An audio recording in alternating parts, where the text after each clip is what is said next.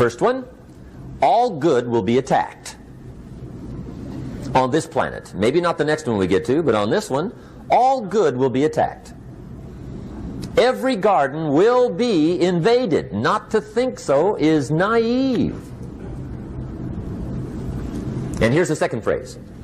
All values must be defended. Political values, social values, community values, family values, marriage values, friendship values, business values. Every garden must be tended all summer. Third major lesson. Now here's number 4. Fourth major lesson in life to learn. Learn how to reap in the fall without complaint. Learn to reap come harvest time without complaint. Take full responsibility for what happens to you. It's one of the highest forms of human maturity, accepting full responsibility.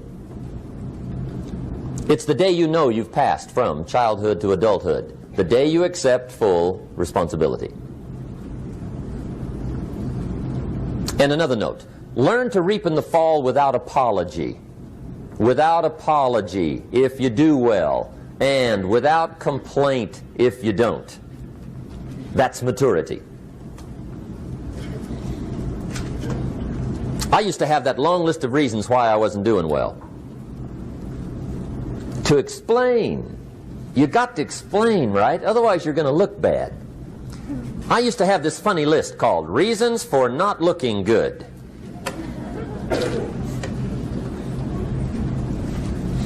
I used to blame the government. I mean, you can believe that or not. It was at the top of my list. I had a lecture second to none. The government. That was on my list. I used to blame taxes. Look what you got left after they take everything. And they expect you to do well. That was on my list there. Prices, that one's easy, right? You walk into the supermarket with $20, come out with a little half bag. So I had that on my list. I used to blame the weather. I blamed the traffic. I used to blame my car. I blamed the manufacturers. I used to blame the company. I blamed company policy. I used to blame the training program. I blame my negative relatives. They were always putting me down. I blame my cynical neighbors. They're just selfish, looking out for themselves. Won't loan you money? They were on my list.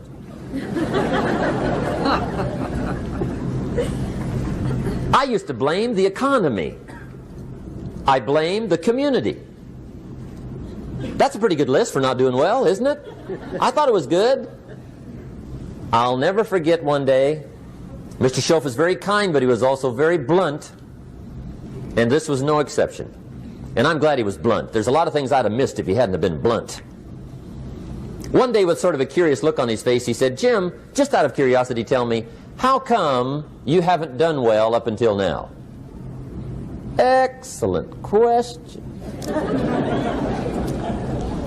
I thought, well, so I won't look too bad, I'll go through my list. And this list I just gave you, I put that on him. And he was very patient. He let me go through the whole thing, the government, the weather. I went through this whole thing. When I finished, he looked my list over very carefully. He said, "Mr. Rohn, big problem with your list. You ain't on it." How brilliant.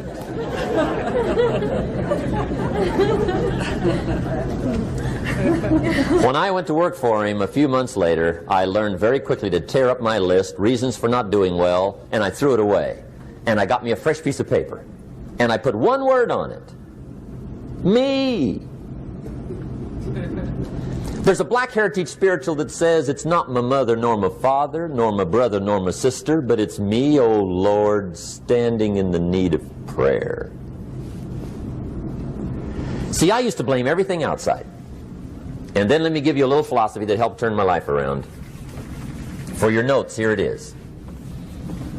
It's not what happens that determines the quality or the quantity of your life. It's not what happens. And the reason is because what happens happens to about everybody. No different. The sun went down on all of us last night. A common event, a happening. And I found out that the same things can happen to two different people. One gets rich and one stays poor. Why is that? It's because it's not what happens, but rather it's what you do that changes everything. So that's a key phrase. It's not what happens, it's what you do. What happens is about the same. You might put that in parentheses here. Same. What people do, that's what's different. Anything can happen, right? Everything can happen. I've heard all the stories. I've been one of the stories. Hey, we could all tell stories all night long, right? Happenings. Anything can happen. Have you heard of Murphy's Laws? Anybody here heard of Murphy's Laws? Okay, most of you have. Murph had these laws. One of them was, if anything can go wrong, it will. That's one of Murphy's Laws. He was not one of the great positive speakers of the day. But anyway, it's still true though, right? Anything can go wrong, everything can go wrong. For sure. I've fallen out of the sky so many times. Once to the tune of a couple of million. Devastating. Took me a while to survive that one. Now, it wasn't all that much, but it was all I had. Right? I mean, that's when it's much, right? When it's all you got. If you got 3, 2 go, you got 1 left, you ain't looking that bad. But when it all goes. Has anybody been there when it all went? Anybody? Come on, the rest of you liars. Go ahead. Hey, we've all been there, right? When it all went. Of course, it used to be a long time ago, right? When you ran out of money, got to 0, you were all through. Heck, now you can whistle right on by 0, right? I mean, they will bury you. That's what they will do.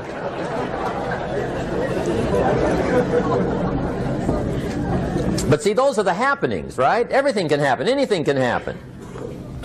But it's not the happenings. It's what you do about it. Somebody says, yeah, but you don't understand the disappointments I've had. Come on. Everybody's had their share. Disappointments are not special gifts reserved for the poor. Everybody has them. The difference is what you do about them. It's not the weather. I used to blame the weather, and I discovered it rains on the rich. So see, that won't help.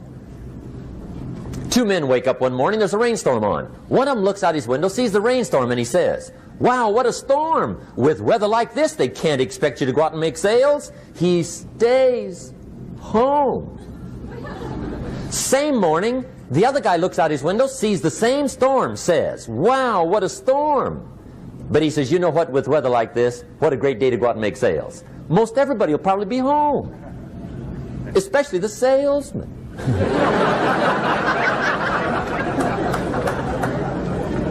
See, that's the difference in how your life works out. It's not what happens, it's what you do. So here's one of the key questions of the evening. Starting tomorrow, what are you going to do that'll make a change in your life's direction?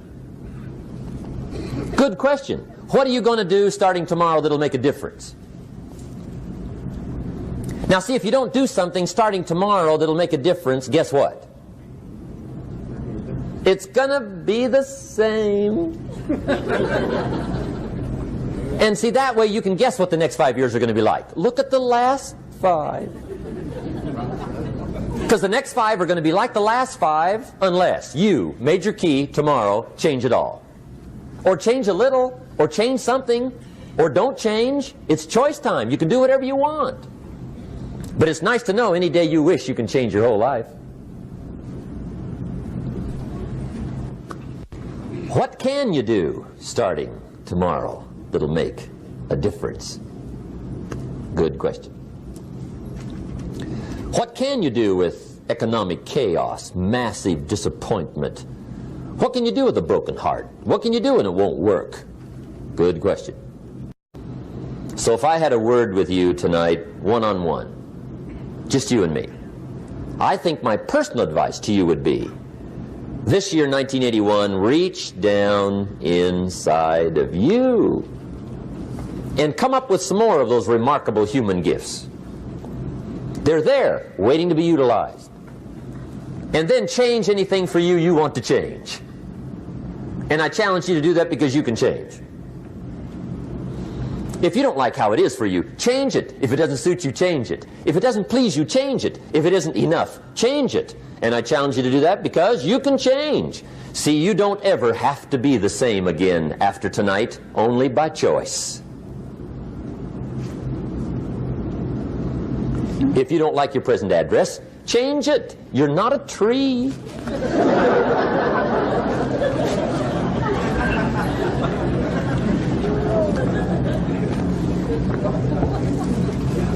Now, let me give you 3 steps to personal development. Let's get down to the nitty-gritty. What does it take to really make the changes starting tomorrow? It takes more than philosophical pronouncement. I know that. It also takes more than enthusiasm. I know we're hearing a lot about enthusiasm these days, but see, that just won't do the job. We're still hearing the old cliches of the 30s, right? To be enthusiastic, you must act enthusiastic. But see, that's not going to help. After you have leaped about, there are some things you got to do, or it isn't going to change. See, you can get all excited about lifting 200 pounds till you get to the gym. And then you need a new excitement. And the new excitement is called discipline. Major step to human progress. Discipline. If there's one thing to get excited over, that's it. Get excited over your ability to make yourself do the necessary things. What could you make yourself do starting tomorrow that would change it all? No! Tell him. Now, see, that's exciting. On any given day, you can massively change the direction of your life. Murder is a clear example that any one person on any given day can forever alter the course of their life. It just happens to be a negative act. But just as sure as you can commit a negative act, you can also commit a positive act and forever alter your life, whenever you wish. Now that's exciting. And whatever that act might be that changes your life. The guy finally takes a shotgun to his car and blows out every window, destroys every tire, puts 100 rounds in this shabby old thing. And he says, I have driven this embarrassing thing for the last time.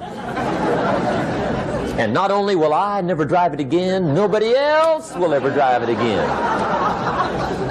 And he lets that shuddering thing stand there for a while as a monument to the day he said, today my life changes. Now who can do that? Anybody. When can you do it? Whatever day you pick.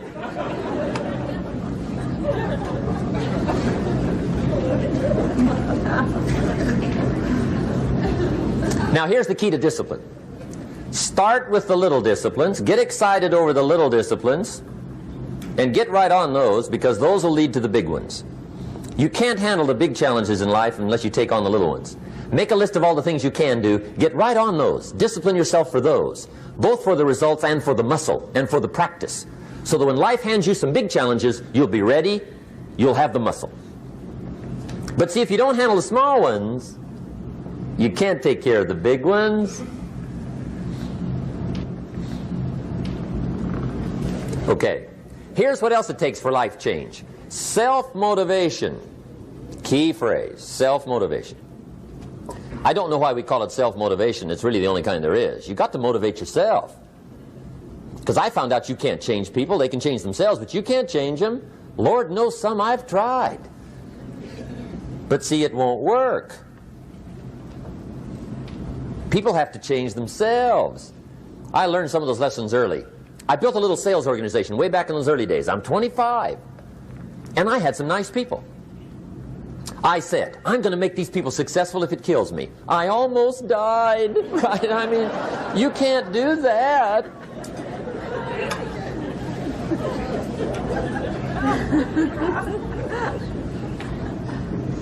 See, I've discovered this. Good people are not trained, they're found.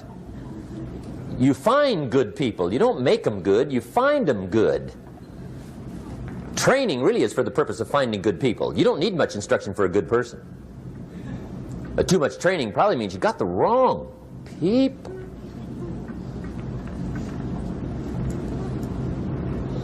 So you got to find the right people. That's the key to getting a good job done. One of the major things we learn in management, lesson 1, don't send your ducks to Eagle School.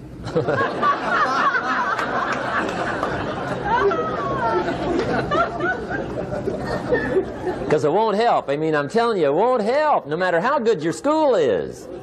And the little eagle badge and little eagle hat, I'm telling you, it won't help. It won't help. You can tell whether your school's done any good, right, is when it's over, right? The duck goes for his first rabbit and makes him a friend. You say, no, no, no. Anyway, so it takes self-motivation to really alter your life. And you don't want to give self-motivation away to somebody else and make it somebody else motivating you.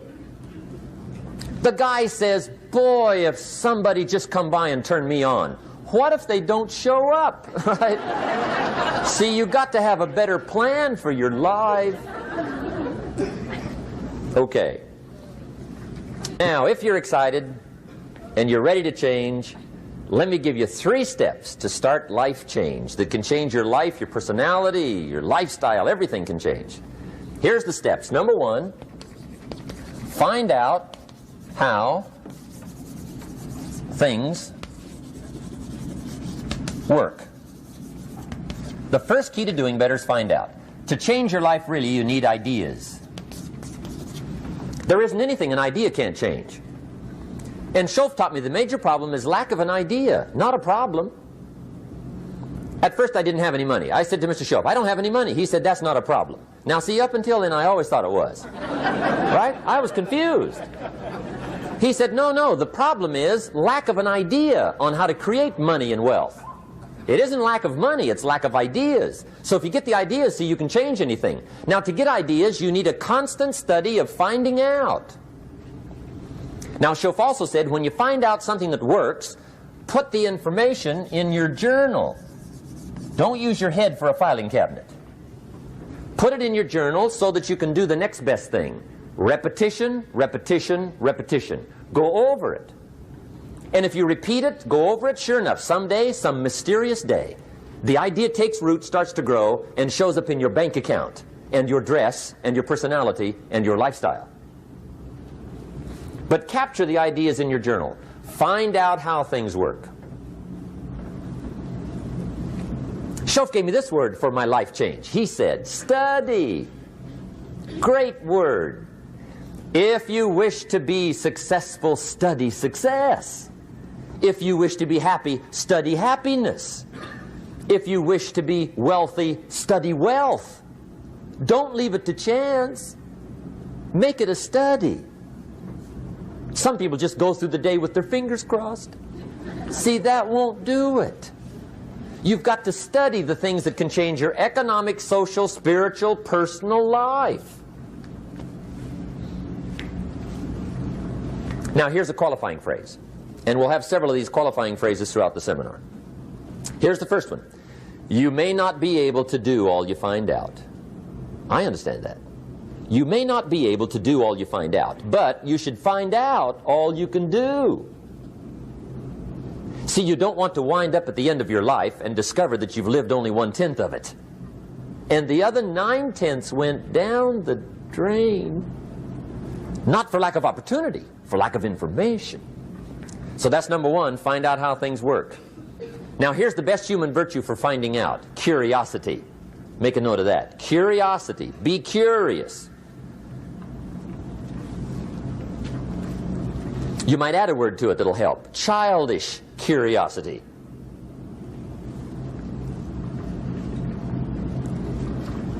What will kids do if they want to know something bad enough?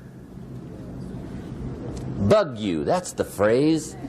They can ask 1,000 questions. You think they're through? They got another 1,000. They'll drive you to the brink. It's a virtue. when you gotta know. Be like a child. In fact, Jesus, the master teacher, said, unless you can become like little children, you might as well forget it. You don't have a prayer.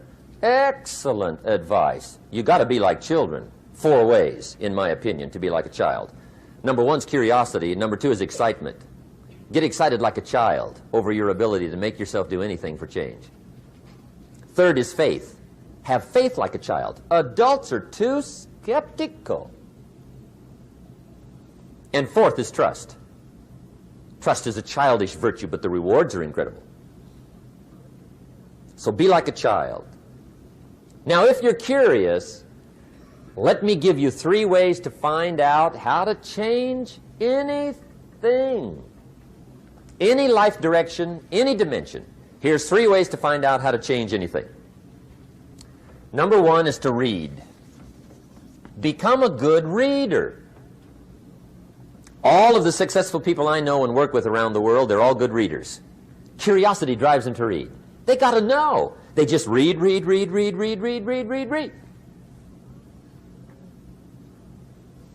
Become a good reader.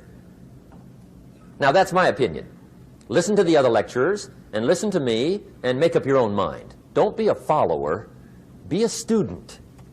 Okay? I say, really, for life change, you got to read. One way to learn is from your own experiences, but another way to learn is from other people's experiences. See, one book might save you 5 years if you read it. Did you know there's books on how to be stronger, more decisive, be a speaker, be a leader, have a better effect on other people, develop your personality? Did you know there's books on that? And people don't read them? How would you explain that? And they can read? Did you know that hundreds of successful people have written their stories in books and they wrote down how they did it and people don't read it? How would you explain that? The guy's busy, I guess. You know, you get tied up. The guy says, well, yeah, you work where I work, but the time you struggle home, it's late. You got to eat a bite of supper, watch a little TV, get to bed. You can't sit up half the night reading. And the guy's behind on his car payment. Good worker, hard worker, sincere. But you got to be better than sincere and work hard. Otherwise, at the end of your life, you'll wind up cold, stony broke. You got to be better than a good worker. You got to be a good reader. The whole world is governed by laws. The universe, in fact. Laws. We call it the law of electricity. We call it the law of gravity. There's mathematical laws. There's physical laws. Speed and velocity laws. Agricultural laws. There's all kinds of laws. Now that we find ourselves on the spinning planet, you just have to learn what I call the setup. Learn the setup. Life's setup. Now, we didn't set it up, but we're here, so you got to learn it. And we should learn the setup for 2 basic reasons. Number 1, to keep from getting hurt. It's one of the major reasons for learning, so you won't get hurt. See, economically, socially, personally, you can get hurt just not knowing. Ignorance is not bliss. Ignorance is poverty. Ignorance is tragedy. You got to know, or you're going to get hurt. It's good to know not to walk out the 10-story window. That's excellent information. Now, what if a guy didn't know and he walks out? Now he's dead at the bottom. Somebody says, well, the poor guy didn't know. You got to know, or you're going to get hurt. Okay. Now, here's a parenthesis. You don't have to like the setup. I don't ask you to like how it is. That's not what's important. But it is important to learn how it is. Okay? So you don't have to like it, but you should learn it. That's what I tell the kids, right? Make sure you get the information. What you think about it, that's up to you. What you're going to do with it, that'll soon be up to you. But make sure you get it. See, there's nothing worse than being stupid. Nothing. I mean, being broke is bad, but being stupid is awful. And what's really bad is being broken stupid, right? That's about the end of the world. I mean, there isn't anything much worse than that. Unless you're sick. Sick, broken, stupid. I mean, that is it, right? There's nowhere else to go. So make sure you get the information. It's key. You don't have to like it, but learn it. If this big monstrous thing lifts up in the sky, hangs there for a little while, cuts loose, comes crashing down, boom, shakes the ground for 5 miles. And then this big monstrous thing lifts back up in the sky, hangs there for a little while, cuts loose again, comes crashing down, boom, shakes the ground for 5 miles. It just keeps doing it, this big monstrous thing, lifting up and then crashing down, boom. Now, you might come along one day and say, that's got to be a stupid arrangement, which is okay. You're entitled to your opinion. But the first thing you should learn to do is get out from under it, right? That's number one.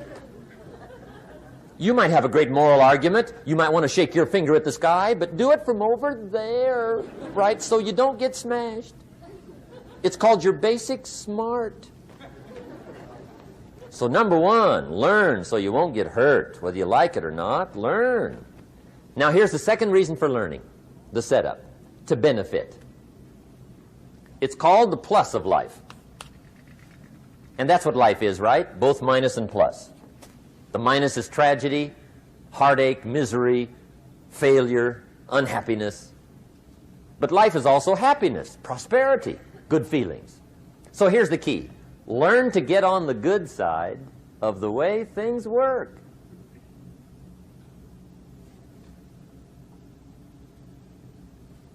Now, here's 2 of the basic laws, and we'll take our break. Shof taught me these. They come from the Bible. Now, again, I'm an amateur, okay? When it comes to the Bible, I'm not a pro. So you'll sort of have to take my way of putting it. But here they are. The first one is the law of use. The law of use. And it goes something like this. Whatever you don't use, you lose. Lack of use causes loss.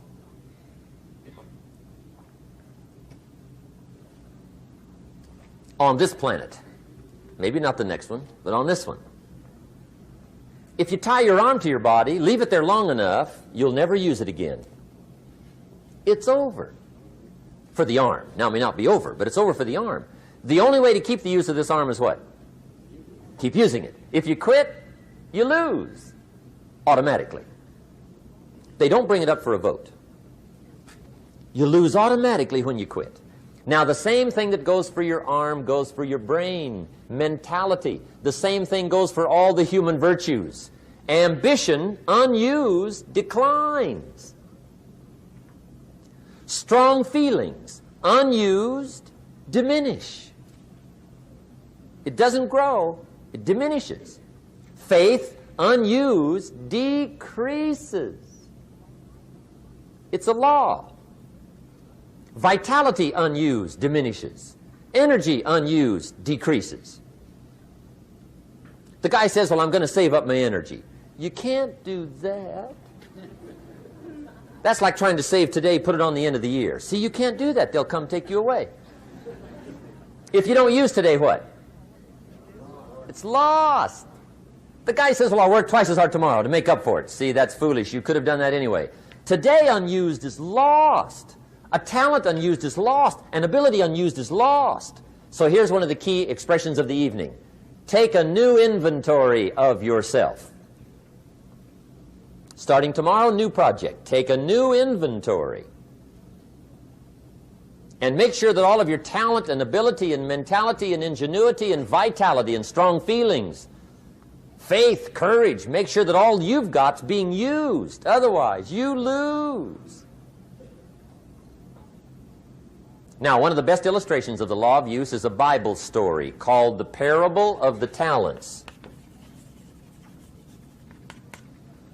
The talent story. Interesting story if you haven't read it in a while. Just review it. It's a good story. An ancient story. It says there was a master with 3 servants.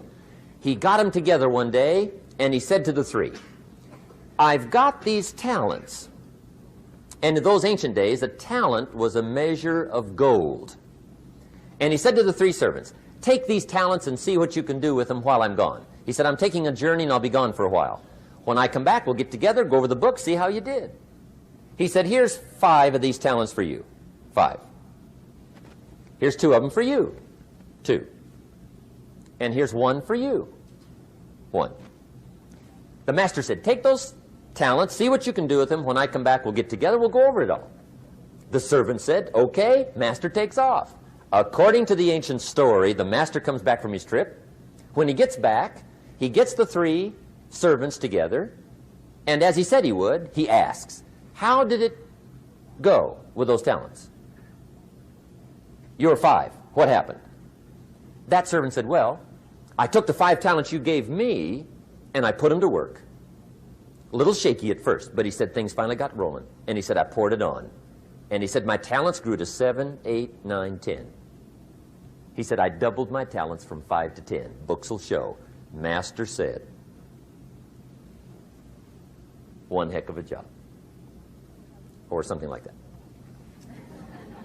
He said, I gave you 2 talents. What happened? That servant said, about the same thing happened to me. I put those 2 talents to work, poured it on. They grew to 3 and then to 4. He said, I doubled my talents from 2 to 4. Books will show. Master said, well done. He said, I gave you 1 talent. What happened? That servant said, well, I took the talent you gave me, and I carefully wrapped it, and I dug a hole and buried it. And camouflaged it, I suppose, right, so nobody would steal it.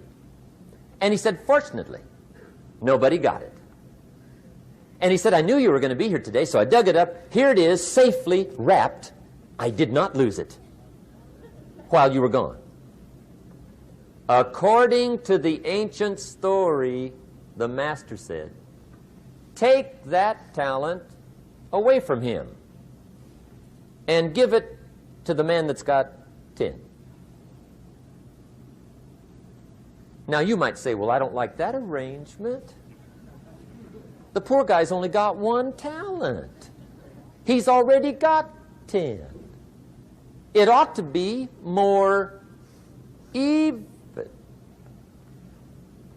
Remember, I didn't ask you to like it.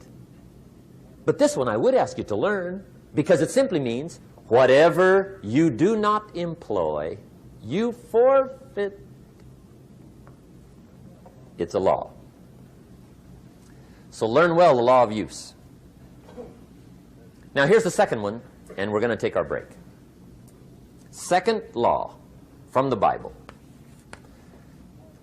This one we've heard since we were small, I'm sure. It's called the law of sowing and reaping.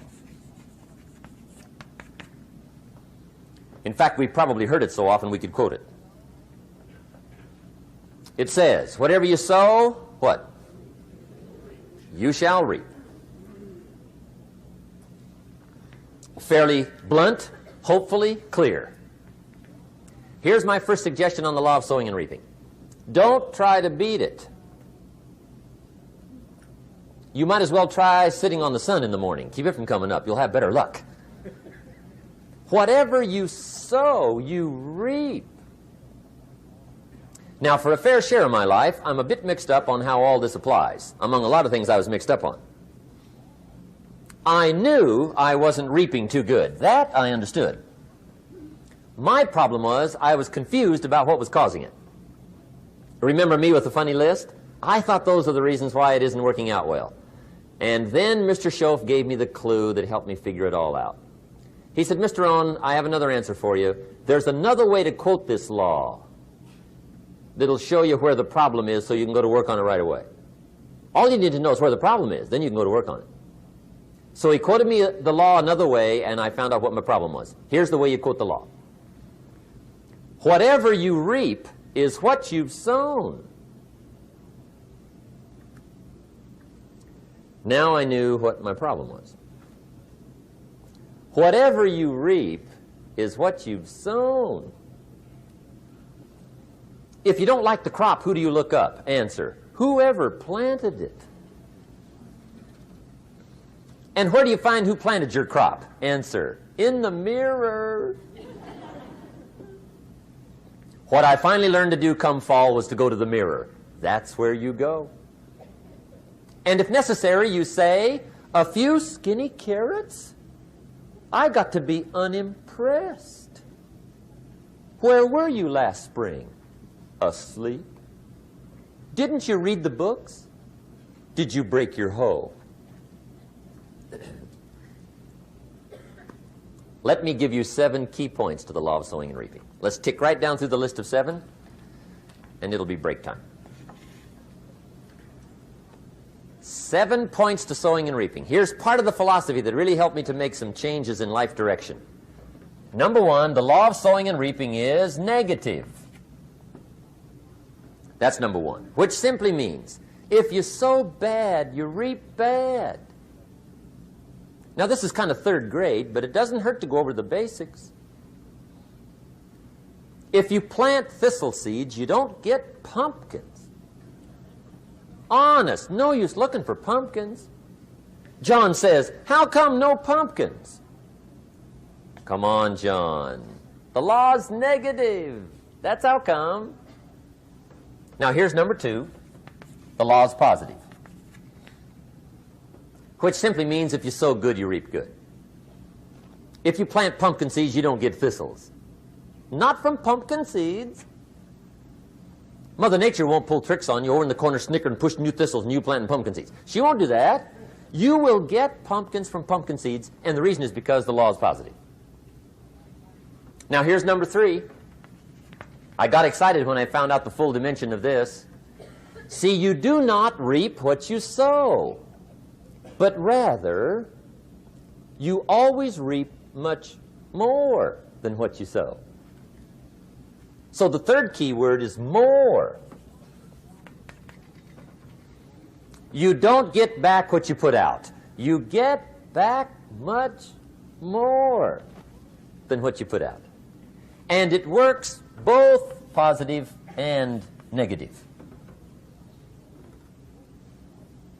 On the negative side, it said, if you sow to the wind, you reap the whirlwind. So you've got to get ready for that, or you will be naive. See, anybody can, whether you will or not. See, that's the question. And here's a good question to ask. We are all buying somebody's plan. The question is, whose? Who's got you talked into doing what you're doing? Who's got you talked into your present plan? See, 10 years from now, you will surely arrive. The question is, where?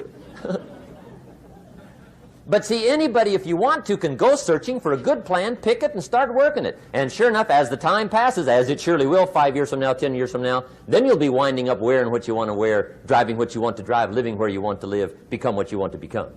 But now's the time to fix the next 10 years. And who can? Anybody. Here's number 6. The 6th key to sowing and reaping. This is leveling with you now, as we promised to do. There's one thing better than the truth, and that's the whole truth.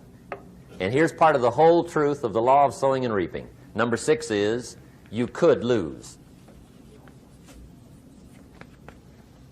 There are times when you just lose, no matter what you do. It's that kind of planet. You reap what you sow, yes, but...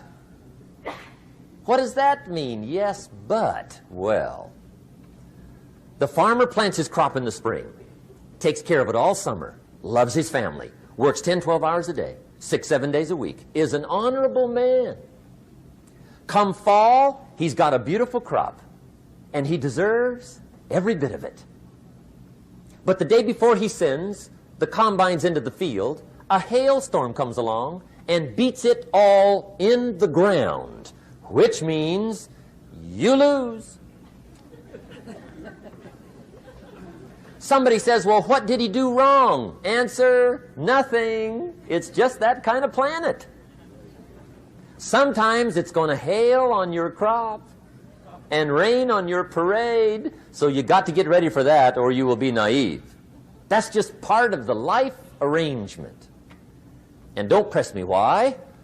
I was not in on some of the original decisions here, so I don't know how it got set up.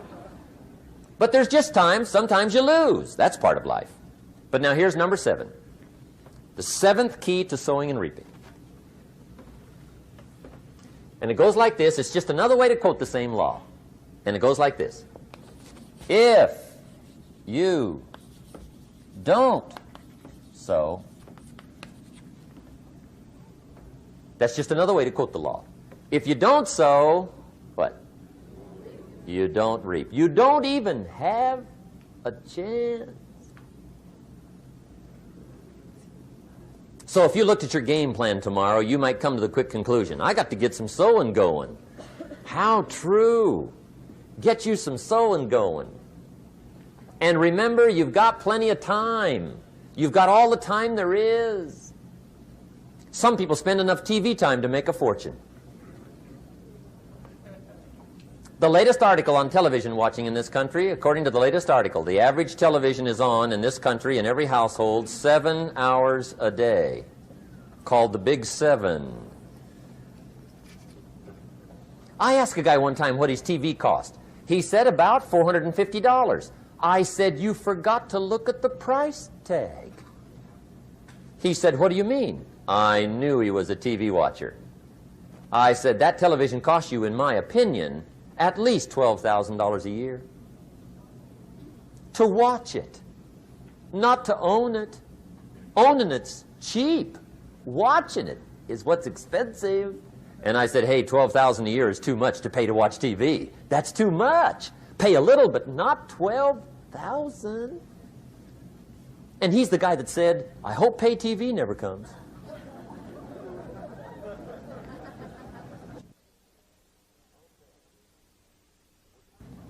Okay.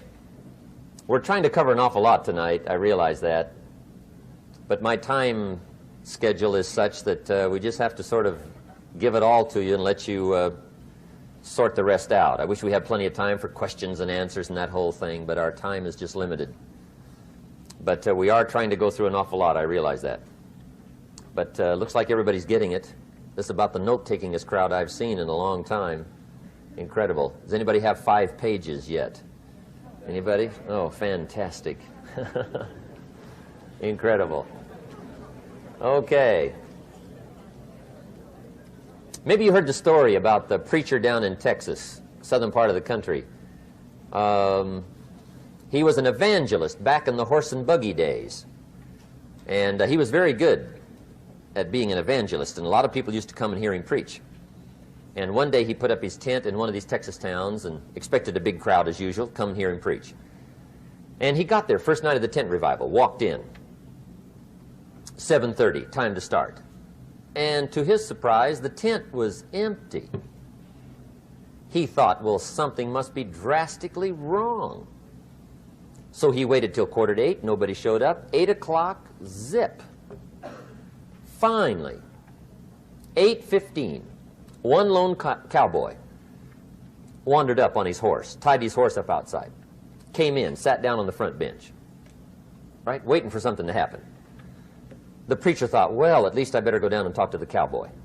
So he walks down, talks to the cowboy, and he says, cowboy, I'm the preacher. And he said, I don't know what to tell you.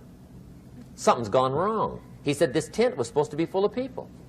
He said, I'm embarrassed. He said, you're the only one that showed up. And he said, I really don't know what to do. And the cowboy said, well, I'm not a preacher, so I really can't tell you what to do. You know, he said, I'm just a cowboy. But he said, I know this, if I went out to feed my cattle and only one showed up, I'd at least feed it. The preacher thought, hey, the cowboy is right. If you've got a good idea to share, you should share it, if there's 1 or 1,000. So he got kind of inspired by this conversation, and he jumped up on the platform and started to preach, as if the tent was full of people, just exploded.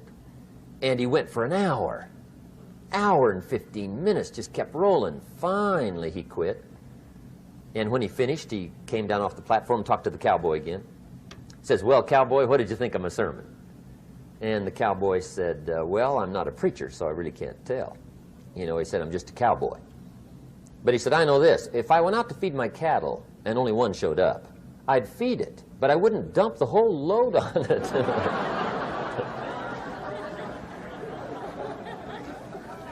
So anyway, if it seems like we're dumping the whole load tonight, I guess we are. But gosh, everybody's doing well. I'm having a good time. I appreciate the response here tonight. Okay, the next subject is setting goals. Let me show you what turned my life every way but loose. Mr. Schoaf dropped this idea on me, changed me completely. Setting goals. Here's what can easily happen if you don't set goals. It's easy to let life deteriorate into making a living instead of designing a life. And we all have a choice. Make a living or design a life. It's easy to get trapped by economic necessity and settle for existence rather than substance. That's easy. But the best advice I can give you on how to break out of that trap is to learn how to set goals. Mr. Schoaf put it to me this way. He said, Jim, if you had enough reasons, you could do the most incredible things. I never forgot how he put that. If you have enough reasons. See, reasons will change your whole life. Mr. Schoaf said to me, he said, Mr. Rohn, I think you've got plenty of intelligence, you've got plenty of talent, you've got plenty of ability. Probably what you lack is plenty of reasons. He said, I don't think your current bank balance is a true indication of your level of intelligence. I was happy to hear that. He said, I think you're much smarter than your present bank balance indicates. And that turned out to be true. I was much smarter. But of course my first question was, well then why isn't it bigger? And he said, you don't have enough reasons. You've got enough intelligence, but not enough reasons. So see, reasons can change your life. Here's what else I found out. Reasons come first, answers come second. You don't get the answers to do well till you get the reasons. Life has a mysterious way of hanging on to all the answers and only gives them up to the people that are inspired by reasons. So reasons make the difference in how your life works out. Now, what are some of the reasons for doing well? Let's go through a quick list called Reasons for Doing Well. First is personal reasons. Some people do well for recognition. Some people do well for respect. Some people do well for the way it makes them feel. They love the feeling of being a winner. Those are good reasons. I have some millionaire friends that keep working 10, 12 hours a day, making more millions. And it's not because they need the money. It's because they need the joy and the satisfaction and the pleasure that comes from being a constant winner. And see, it's not just the money anyway. It's the journey, not the money. Once in a while somebody says to me, boy, if I had $1 million, I'd never work another day in my life. That's probably why the good Lord sees to it they don't get their million, right? They'd quit. They'd quit. Okay. Next is family reasons. Some people do extremely well for other people, and that's powerful. Human beings can greatly affect each other. Sometimes we will do things for somebody else we will not do for ourselves. We're made that way. I met a man one time who said, Mr. Rohn, to do all the things I want to do with my family around the world, he said, I got to have at least $250,000 a year. I thought, incredible. Could a guy's family affect him that much? And the answer is, of course. How fortunate are the people that find themselves greatly affected by somebody for personal achievement. And we are affected. The writer of a recent song said, "If not for you, the winter would hold no spring, couldn't hear a robin sing. I just wouldn't have a clue if not for you." So we can be affected. That might be one of the most stimulating reasons to do well, finding somebody. When Andrew Carnegie died, the wee little Scotsman that built the big steel industry, when he died, they opened up his desk, and in one of the desk drawers, they found a slip of paper. On that piece of paper, Mr. Carnegie had written his goal for his life, and he wrote it when he was in his 20s. And on that piece of paper, it said, "I'm going to spend the first half of my life accumulating money. I'm going to spend the last half of my life giving it all away." What a goal. He got so inspired by that goal that the first half of his life, he accumulated $450 million. And the last half of his life, he gave it all away. Good question tonight. What's got you turned on? What's got you bombed out of sight to get up early and stay up late and hit it all day? Next question. What's got you turned off? When I found the answers to those two questions, my life exploded into change. I finally found out what had me turned off, and I got that cured. And then I got me a long enough list of reasons to turn me on. And once the lights went on for me, age 25, they've never gone out.